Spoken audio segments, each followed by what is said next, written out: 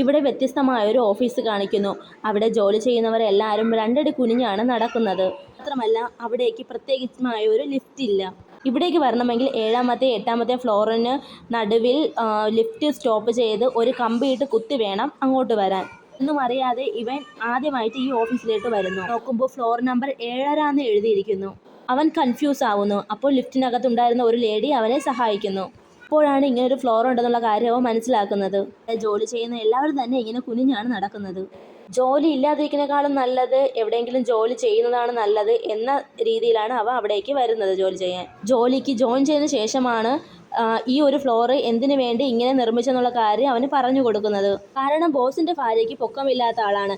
അവർക്ക് വേണ്ടി സ്പെഷ്യലായിട്ട് നിർമ്മിച്ച ഓഫീസായിരുന്നു ഇത്. ഒരു ദിവസം ഇവൻ ഫയൽസ് എല്ലാം അടുക്കി വെച്ചുകൊണ്ടിരിക്കുകയായിരുന്നു. അപ്പോൾ ഒരു ഫയൽ പിറകിലോട്ട് വീഴുന്നു.